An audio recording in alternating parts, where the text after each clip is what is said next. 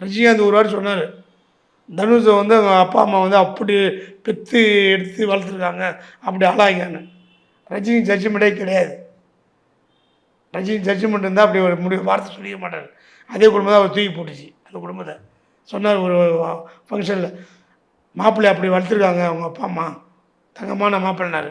அப்படி சொல்ல ரஜினிகாந்த் தான் இப்போ அதே மாப்பிள்ளையே காரி துப்புறாரு இல்லையா? பட் அந்த மாதிரிலாம் கிடையாது. இங்கே உண்மையிலேயே தங்கமான மரம் சம்பந்திங்க தான் தங்கமான தன் பையன் நல்லா இருக்குன்னு சொல்லி தன் குடும்பமே பையனை விட்டு ஒதுங்கி இருக்குது. மாமியாரோட குடும்பம் ஏன் போனேன், எதுக்கு போனேன், ஏன் பண்ணுறது கேட்கவே இல்லை. ஃப்ரீயாக விட்டாங்க. சரி பையன் நல்லா வரட்டும், பையனோட முடிவு தான். ஆனால் அந்த பையனை வச்சு இந்த குடும்பம் என்ன பண்ணோம், சம்பாதிக்க பார்த்தாங்க. அங்கே தான் அவங்க தப்பு பண்ணாங்க. 4 கிரவுண்டு இடம் வாங்கி தராங்க. 4 கிரவுண்டு இடத்துக்கு அந்த அம்மா கமிஷன் வராங்க. மாமியார் மருமகன் இடம் வாங்கி தராங்க.